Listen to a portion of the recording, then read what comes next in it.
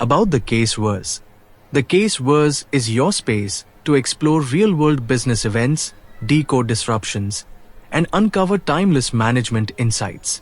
Our mission: build critical thinking, scenario analysis, strategic perspective, and sound decision-making, the foundations of leadership excellence. Each video presents a case from current business reality, distilled into clear narratives and linked to proven management frameworks. Whether you're a student, teacher, manager, entrepreneur, or thought leader, the case verse helps you analyze, reflect, and stay ahead with actionable insights. Here, business is not just studied, it's experienced, questioned, and reimagined. Join the case verse community, where every case holds a verse, and every verse shapes the future of business. The party ends. Tupperware's bankruptcy as a cautionary tale of missed shifts. Case dominance. This case encompasses the dominance of corporate turnaround, bankruptcy, leadership, strategy, disruption, innovation, risk. Target audience. The case has been designed for audience encompassing MBA students, management scholars, strategy enthusiasts, turnaround management enthusiasts, entrepreneurs, business leaders, strategic thinkers, teachers, and researchers in business management. Courses for discussion. The case is suitable for use in the subjects of business strategy, enterprise risk management, business bankruptcy. Theoretical lens framework applied. This case leverages Christensen's disruptive innovation theory. Business model canvas. By the end of the session, students should be able to analyze how incumbent firms fail to respond to disruptive innovation even when signs are visible. Apply Christensen's disruptive innovation theory to understand Tupperware's decline and how entrants reshape the market. Use the business model canvas to assess how Tupperware's business model was once a strength but became misaligned with consumer behavior. Evaluate turnaround attempts and why structural inertia makes pivoting difficult for legacy firms. Derive broader lessons for consumer goods and direct selling businesses facing digital disruption. For a free copy of teaching note for this case, mail at thecaseverse1@gmail.com. Origins and early dominance. Tupperware's story began in the 1940s with Earl Tupper's invention of lightweight, airtight plastic containers and a distinctive lid that burped a seal. The brand's genius wasn't only material science, it was distribution and community. Mid-century kitchen parties, led by an entrepreneurial sales force, famously women building home-based businesses, transformed social gatherings into demonstrations and demonstrations into orders. For decades, this human-to-human theater matched the product's promise: better food storage, less waste, a touch of modernity in the home. Market leadership felt unshakable. The long plateau. Tupperware's slide from prominence was not sudden, but stretched more than a decade, marked by gradually shrinking revenues, eroding margins, and weakening operational metrics. The company's revenue peaked around $2.67 billion in 2013, but by 2022, it had fallen to about $1.30 billion, an almost 50% decline in less than 10 years. In 2023, trailing 12 months, revenue slid further to approximately $1.14 billion, reflecting roughly a 12% decline year over year. This drop in sales was accompanied by deteriorating gross margins. In 2021, Tupperware's gross margin was about 66.6 to 66.7%. But by the end of 2022, it had fallen to 64.1%, driven by lower unit volumes, rising costs for resin, energy and freight, and an adverse product and country mix. These margin pressures were partially offset by pricing actions, but not enough to stop the decline. Selling, general and administrative, SG&A, expense trends also worsened. Although the absolute SG&A cost declined in 2022 relative to 2021, when expressed as a percentage of sales, it rose significantly. from around 51.8% in 2021 to about 56.9% in 2022. The increase was driven largely by the fixed cost overhead being spread over a much smaller revenue base, inflationary pressures in freight, labor, and higher costs related to the turnaround plan. Regional performance showed that virtually all markets were experiencing decline. In the fourth quarter of 2022, net sales were down sharply across regions. Europe dropped by about 22%, largely because of lower sales force activity and weaker consumer sentiment. South America declined steeply, while Asia Pacific also posted declines, especially in China, where COVID-19 lockdowns disrupted operations. These declines were exacerbated by inflation, supply chain constraints, and consumers pulling back on discretionary spending. Another key operational metric pointed to weakness in the sales force itself. In 2022, the company reported that its active sales force had dropped by approximately 18% compared to 2021. That drop was a double-edged sword. Fewer consultants meant lower costs in terms of commission and logistics, but also meant fewer boots on the ground to generate sales, particularly under the legacy direct selling model, which depended heavily on a dense network of active consultants. There was also a brief respite during the COVID-19 period. With lockdowns and more people cooking at home, demand for food storage goods rose somewhat. But that momentum proved fleeting. When raw materials like plastic resins surged in price, along with transport, labor, and energy costs, the cost to produce and distribute goods outpaced what could be recovered via pricing. Inflation hit the products and the delivery chain, squeezing margins further. In 2022, for example, resin and logistics were explicitly cited in earnings calls as major headwinds. By the end of 2022, the cumulative effect of falling sales, margin erosion, inflationary input costs, weaker sales force activity, and unfavorable macroeconomic conditions, example, inflation, supply chain disruptions, painted a picture of a company whose previous growth engines were no longer sufficient. What once had been durable strengths, brand name, direct sales channel, loyal consultant base, were becoming sources of inflexibility. The long plateau was not just flat, it was descending. Warning lights on the dashboard. By early 2023, the signs that Tupperware was in trouble had moved beyond internal whispers and were becoming public, measurable, and hard to ignore. One of the earliest red flags came when, in April 2023, the company cautioned investors that there was substantial doubt about its ability to continue as a going concern. This was not just a regulatory boilerplate. It reflected real liquidity constraints and slipping revenues.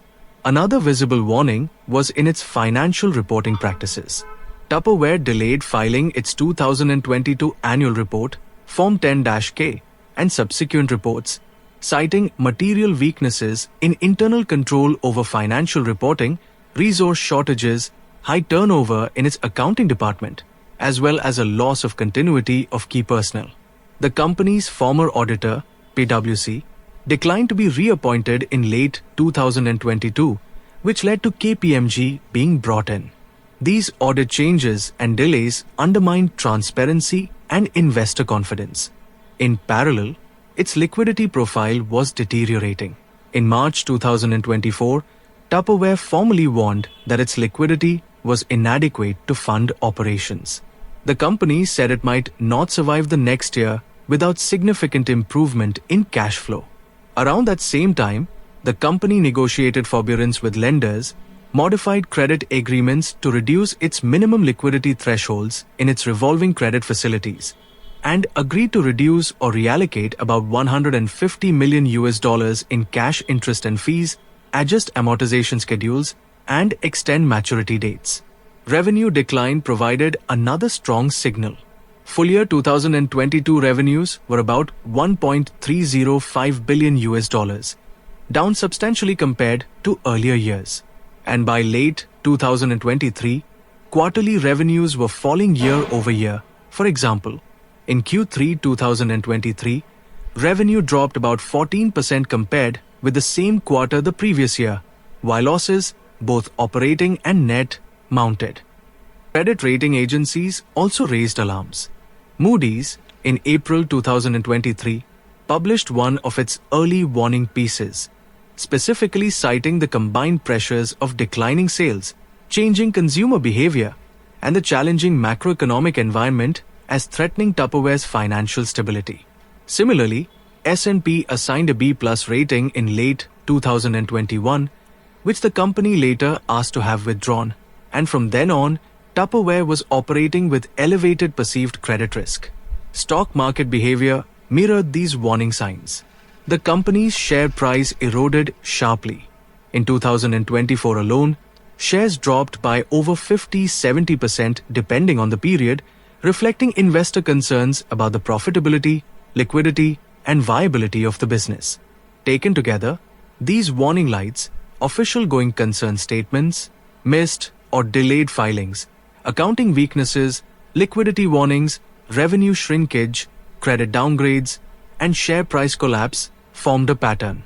They could and should have alerted management, investors, and other stakeholders years before the bankruptcy filing that the turnaround risks were high and the runway was shrinking.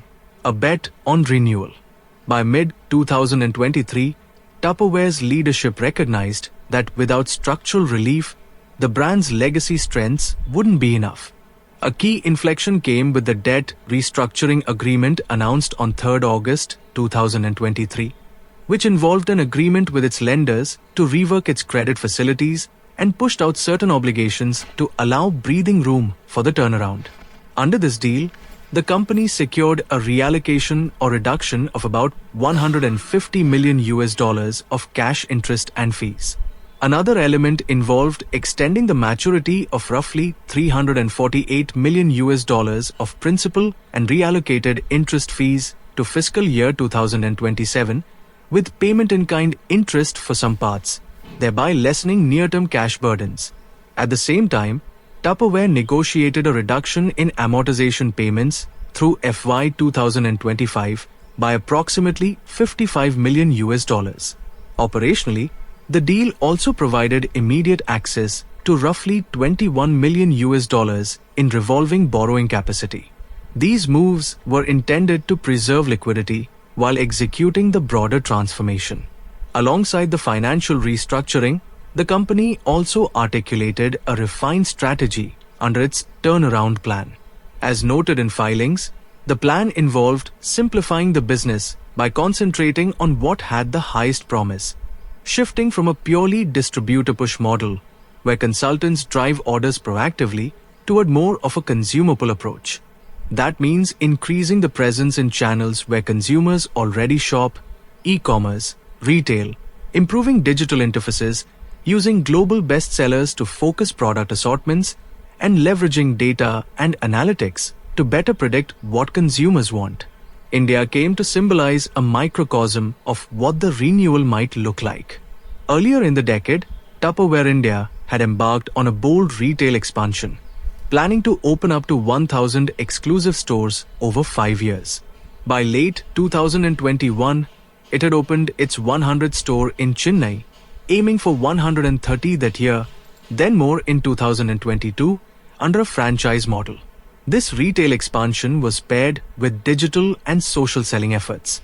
For instance, the company introduced a social selling channel via a new exclusive web store, enabling about 70,000 direct sellers to use digital tools, URLs on social media, online storefronts, to reach customers and have orders delivered directly, widening its reach beyond home parties.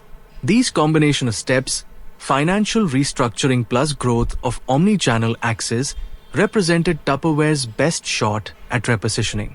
The financial relief from the restructuring was meant to give breathing room.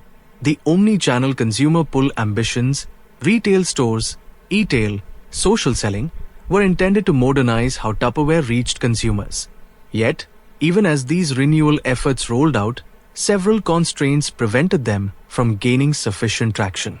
The debt restructuring came with fresh covenants and obligations, for example around liquidity, reporting, and creditor oversight, that limited how fast, or how boldly some moves could be made. Internally, initiatives toward digital tools, social selling, and retail expansion ran into inertia, shifting the consultant network's mode of activity, altering incentives, retraining sales force, re-engineering logistics and fulfillment for smaller orders became expensive and slow.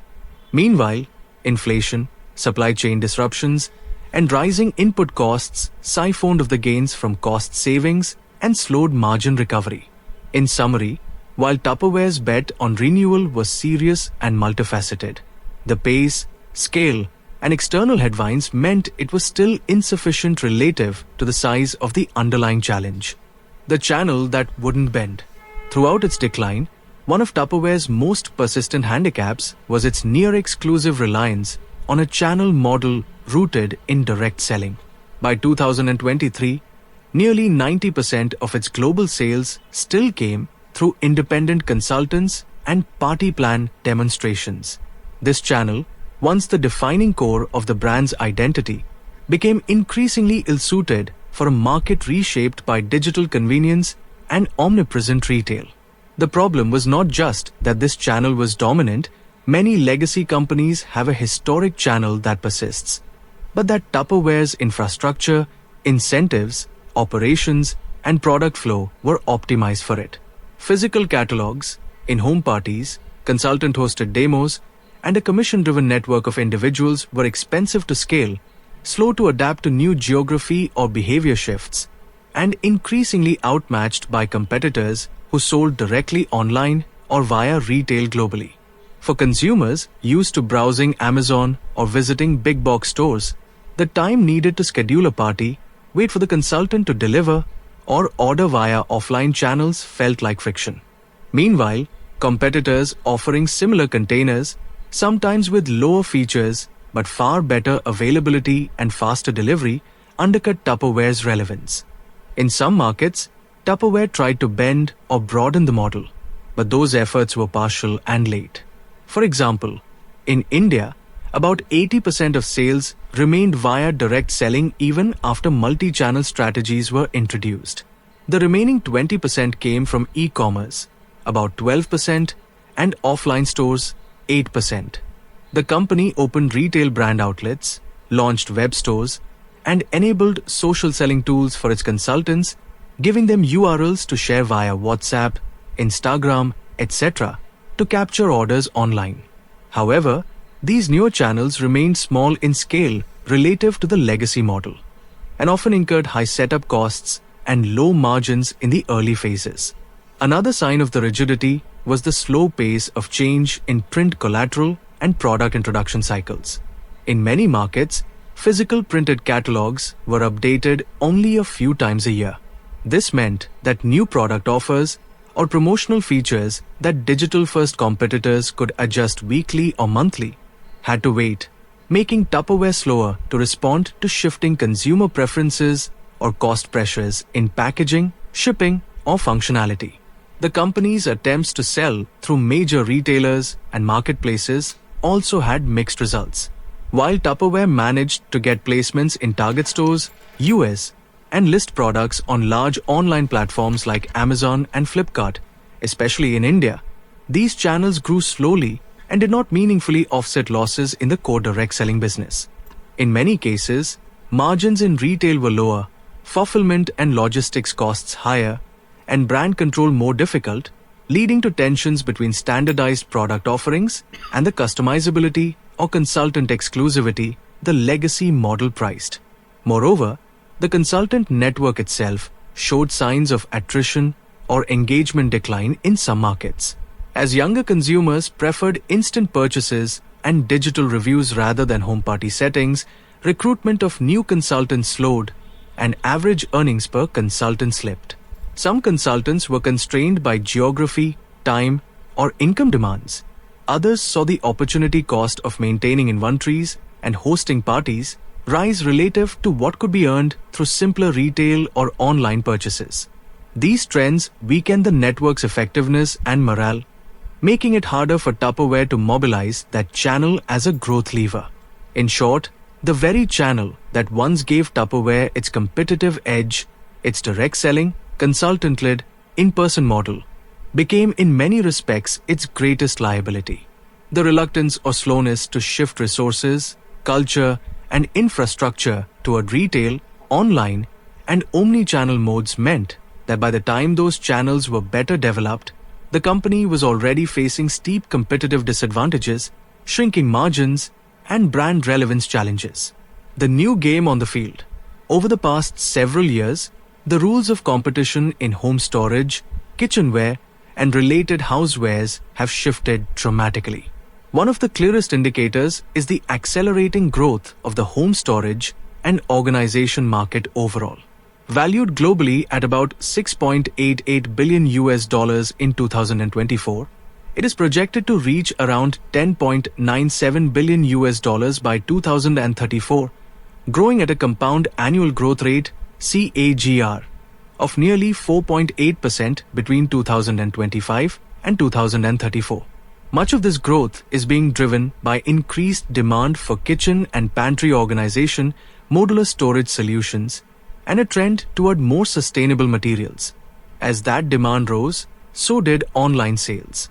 In the houseware sector, sales made through digital channels climbed by roughly 25% in 2020 to compared to 2021, with subcategories like cookware seeing over a quarter of their total sales from online segments.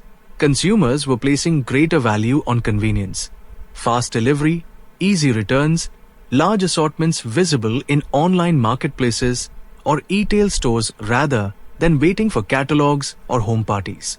Another shift was the rising power of private label and store brands. Retailers have not only increased shelf space for their own brands, but improved the quality, design, and packaging to reduce the perceptual gap with national brands. Globally, private labels now account for a significant share of CPG, consumer packaged goods, sales, especially in inflationary times when consumers seek lower cost without sacrificing quality. In many regions, retailers have introduced tiered private label lines, value, mid-tier, premium, to appeal across consumer segments. These trends have been underscored by changing consumer behaviors.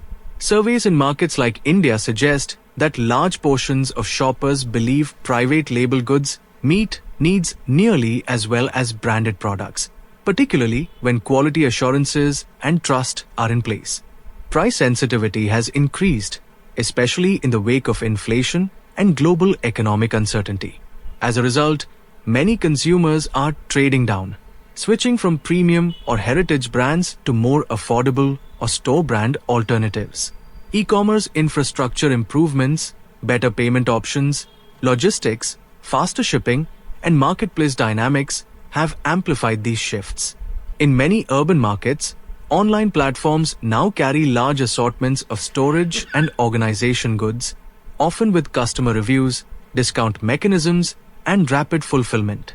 These features reduce the importance of in-person persuasion, e.g. a live product demo in a home or party, and raise the importance of discoverability and price competitiveness. In addition, sustainability and eco-friendly design have moved from niche to significant differentiators. Products using recycled plastics, better designed packaging, or minimal proprietary materials appeal to consumers increasingly concerned with environmental issues. Given that many competitors, private label, digital-first brands, have fewer legacy constraints, they have often brought in these sustainable or green variants more quickly, undercutting the premium advantage that heritage brands once held simply by virtue of perceived quality or longevity. For Tupperware, these changes meant that the performance metrics by which competitors were being judged changed. It was no longer enough to offer superior material, lifetime guarantees, or the prestige of a branded name. What counted more was good enough quality, ease of purchase, fast delivery, pricing that fits online comparison thresholds, and visibility in digital shelves. These are the same metrics by which many new entrants and private labels won market share while the incumbents were still debating whether to fully embrace omni-channel, or reduce dependence on demonstration-based selling, or reconfigure supply chain for smaller, frequent orders. By contrast, entrants, and even scaled legacy rivals who were faster in adapting discovered leverage in the new game. Lower cost per acquisition, higher inventory turnover, minimal promotional overhead, and capacity to optimize for algorithmic discovery, search rankings, reviews. What used to be differentiators, brand, physical demos, consultant networks were now being outpaced by scale, speed, and alignment with new value vectors. When the cost structure doesn't fit the moment.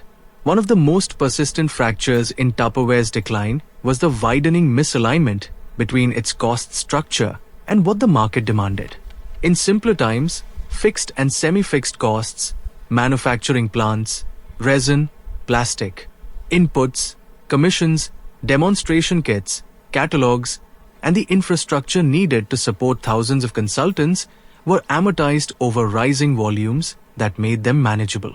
But as sales declined, costs that earlier seemed tolerable became burdens, squeezing margins sharply. Resin costs are a particularly illuminating example. In 2021, Tupperware estimated that the cost of resin for the products it produced and contract manufactured was about $151.3 million, with approximately 75% of resin purchases being polyolefins highly sensitive to oil and natural gas price fluctuations. A 10% increase in resin cost would, under that product mix, add about $14.8 million to its cost of goods sold compared with the prior year. This exposure to volatile raw material pricing was amplified in subsequent years when resin and freight prices rose globally. At the same time, margins were deteriorating. For full year 2022, Tupperware's gross margin dropped to 64.1%, down from 66.6% in 2021. The company attributed this decline to lower unit volumes, adverse product mix, inflationary pressures, especially resin, labor, and logistics, and manufacturing inefficiencies. Meanwhile, though SG&A, selling, general, and administrative expenses fell in absolute dollars, declined 10.4% year-over-year. SG&A as a percentage of sales jumped to 56.9% in 2022, up from around 51.8% in 2021. This was largely because fixed cost overheads could not scale down in step with shrinking revenues, making each dollar of sales bear a heavier share of non-product costs. Another cost structure burden was the legacy model of supporting consultants, catalogs, and party-based demonstrations. These entailed physical materials, printed catalogs, promotional displays, product samples, shipping of demonstration kits, incentives for party hosts, travel or event costs, and a network of support staff. Even when the company attempted to pivot some consultants toward online virtual party formats or digital tools, the legacy overhead still loomed large. Many markets had established expectations of parties, physical inventory, or on-site demos. The costs of maintaining such systems, even when underutilized, became difficult to shrink without damaging consultant morale or sales force productivity. Currency fluctuations also compounded the problem. Much of the resin input pricing and raw materials are tied to commodity markets denominated in US dollars or other major currencies. For subsidiaries operating in weaker local currencies, this meant that while input costs rose sharply, the local sale prices could not always be raised in proportion without reducing competitiveness. In multiple financial filings, Tupperware acknowledged commodity price risk in its production costs largely due to resin and the foreign currency exposure embedded in those contracts. Further, when revenues decreased, the company lost the benefit of fixed cost absorption. Manufacturing plants, administrative facilities, logistics networks, and sales support infrastructure have break-even utilization thresholds. Declines in shipments and party orders meant lower utilization and higher cost per unit. The SG&A increase in cost percentage illustrates that phenomenon. While SG&A dollars slightly declined, their burden per sales dollar ballooned. The combined effect of higher input costs, less spreading of fixed costs, and rising support costs raised the minimum viable sales volume much higher. and Tupperware was no longer reliably reaching it in many markets. Legal, logistic, and contract costs also played a role. For example, closing and consolidating facilities, such as announced plant shutdowns, incurred severance, plant closure costs, and supply chain reconfiguration. These transition costs, often large and front-loaded, increased short-term cost burdens at a moment when cash was already constrained. Because many contracts, leases, consultant incentives, marketing commitments were long-term or periodic, Tupperware could not simply turn down all costs in direct proportion to revenue decline without enduring contractual penalties, reductions in service levels, or alienating parts of the sales network. In sum, the cost structure that once enabled Tupperware to deliver high-quality, durable containers via a broad consultant network and in-person persuasion became rigid as market conditions changed. Inflation, resin price volatility, currency risk, fixed overheads, and contractual obligations all conspired to make costs less flexible just when flexibility mattered most. By the time the company tried to re-engineer its cost base, closing plants, streamlining support, many of the adverse financial effects had already accumulated, limiting how far or how fast cost reduction could help. Liquidity, leverage, and the vanishing runway. By the time Tupperware reached the brink of bankruptcy in 2024, its financial structure had become a straitjacket. The company entered Chapter 11 protection in September that year with assets reported between $500 million and $1 billion, but liabilities estimated between $1 billion and $10 billion. Court filings disclosed that funded debt obligations alone stood at approximately $811.8 million, while total liabilities exceeded $1.2 billion, compared with assets of about $679.5 million. This imbalance underscored the scale of the problem. The company was structurally insolvent, unable to generate earnings or raise enough liquidity to meet its commitments.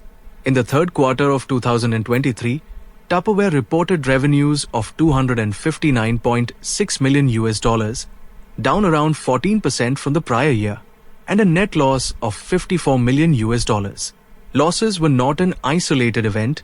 Sales had been declining for 6 consecutive quarters since 2021. Negative free cash flow meant that the business was draining resources rather than replenishing them, leaving little room for reinvestment or debt reduction.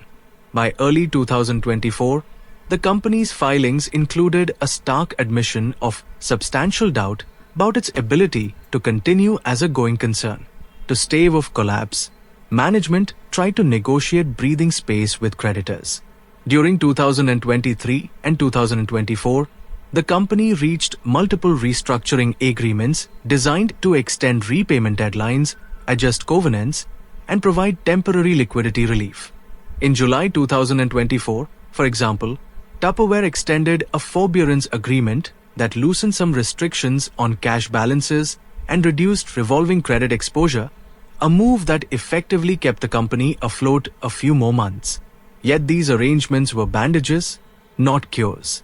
Each came at the cost of new conditions or higher financing expenses, which eroded the flexibility needed for strategic renewal.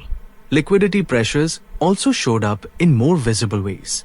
The company delayed the filing of its annual and quarterly reports in 2023, citing resource constraints in its finance function, an indication of just how strained internal systems had become under the cash crunch. Vendors and suppliers grew uneasy as payments slowed, while investors saw little evidence that the company could reverse its trajectory.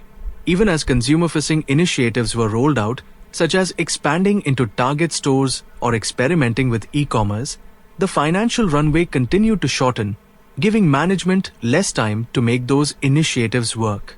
The consequence of this shrinking runway was that strategic options narrowed drastically. High leverage consumed cash in interest payments, starving growth projects of investment. Initiatives that might have positioned Tupperware to compete in a digital and retail-first market, revamped logistics, modern marketing campaigns, or product innovation was sidelined in favor of conserving cash. By September 2024, the runway had effectively vanished. The company had no capacity left to restructure outside of court, and Chapter 11 became the only avenue to preserve whatever value remained for creditors and stakeholders. The turnaround that wasn't. When Lorry and Goldman assumed the role of CEO in October 2023, there was a palpable hope both inside and outside Tupperware that the long descent might finally be arrested.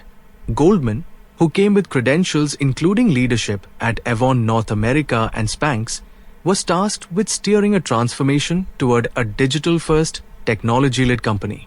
The strategy involved expanding into online and retail channels more aggressively than before, negotiating debt relief, closing underperforming plants, and tightening cost controls.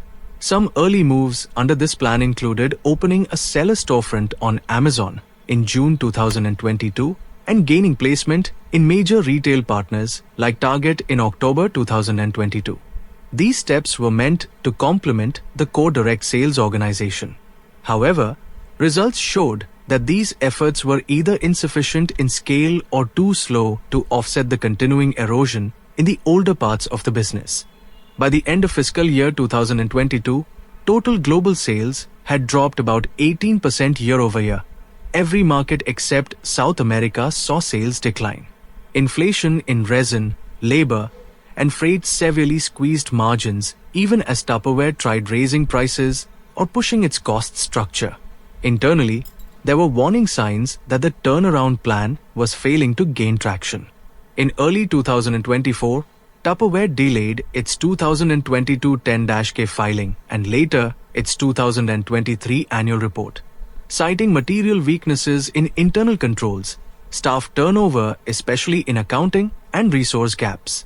These delays undermine stakeholder confidence in the ability of management to execute transformation. In Q3 2023, the company posted a net loss of $54 million on revenues of about $259.6 million, a decline of 14% compared to the same quarter a year earlier. Despite cost cuts and plant closures, for example, the US plant in Hemingway, South Carolina was slated for closure. With about 148 workers affected, losses continued and cash flow remained weak. These operational and financial indicators showed that the turnover initiatives were not yet improving underlying performance enough to reverse negative momentum. Externally, competition was intensifying even as Tupperware tried to rebuild. Dozens of brands, private labels, and digital-first housewares companies were offering similar containers with comparable features at lower prices and with greater availability online or in big box retailers. While Tupperware's brand heritage and consultant network were strengths, they were unable to compensate for sluggishness in digital infrastructure, slow adaptation of supply chain and fulfillment systems, and lack of scale in newer channels. Indeed, even as executives emphasized the pivot to new channels, nearly 90% of 2023 sales continued to come through direct selling. That dependency meant that Tupperware's revenue still remained bound to a model increasingly misaligned with consumer behavior. In practice, the expansion into Amazon, Target, or online channels became tactical experiments rather than transformative shifts.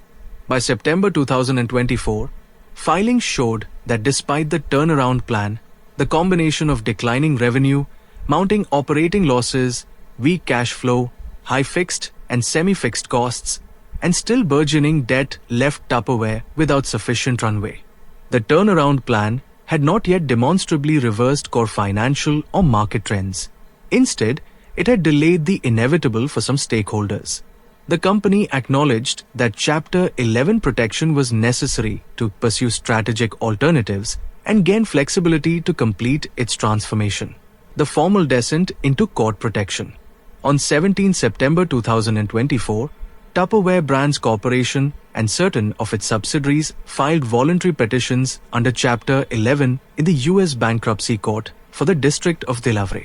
This move officially marked the beginning of the legal process under which the company sought protection from creditors while trying to reorganize or sell its assets.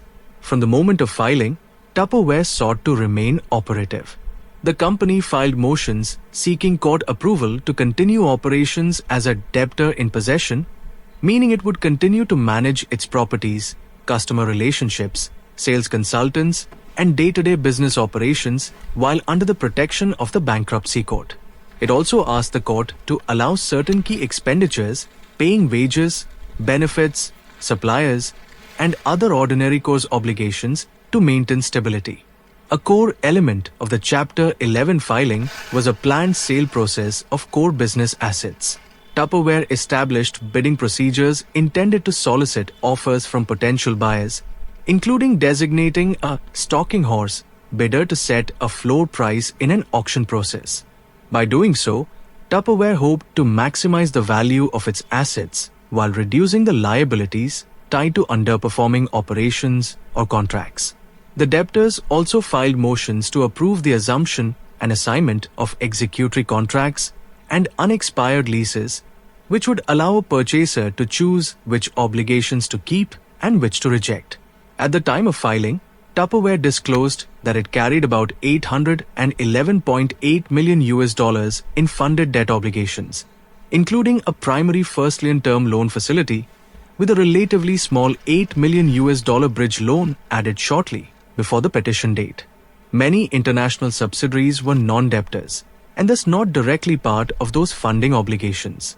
The debtors requested that their cases be jointly administered for procedural efficiency, seeking the court's order to treat them as a single Chapter 11 case rather than multiple independent filings. This helps reduce complexity, consolidate oversight, and minimize legal costs. On the same day or shortly thereafter, the company moved for approval of bidding procedures, auction scheduling, and free and clear asset sales, i.e., sales of assets without encumbrances or liens after payment or satisfaction of those claims. These were among the first-day motions typical in Chapter 11 filings designed to stabilize operations and open the path toward restructuring or asset disposal. Tupperware also noted that its global workforce, about 5,450 direct employees spread across 41 countries, and its long network of over 465,000 independent sales consultants in some 70 countries would be affected by its decisions, although the company aimed to preserve the consultant agreements and customer service continuity during the proceedings. In subsequent filings, especially the disclosure statement submitted in March 2025, Tupperware laid out its plan of liquidation. It proposed to sell core operating assets through credit bids and other procedures, pay administrative and priority claims in full, and create a liquidating trust to handle the remaining liabilities. Stakeholders, including an ad hoc group of secured debt holders, holding a large share of prepetition secured debt, in some reports around $462.7 million, or about 57% of the secured debt, played a significant role in proposing and financing the plan. While the move into Chapter 11 formally provided a legal framework for restructuring, many indicators suggested that the window for meaningful turnaround was already closing. The valuation of core assets, the interest of bidders, and the residual value after paying creditors had all been declining. In court filings, Tupperware acknowledged that even with the legal protections, it would take months to conduct auctions, negotiate contracts, and complete sales, time that came at a steep cost, given the company's already depleted liquidity and ongoing losses. Dr. KBS Kumar is an award-winning management author and educator with over 100 published case studies across business domains and more than 20 international accolades in case writing. A seasoned trainer and mentor, he has guided corporate leaders, academics, and students in mastering case writing and case-based learning, blending academic rigor with practical insights. Through the case verse, Dr. Kumar transforms real-world business events into engaging case studies, powerful resources for classrooms, corporate training, managerial development, and strategic thinking. Passionate about nurturing critical and analytical skills, his work bridges theory and practice. offering timeless lessons for navigating today's complex business world.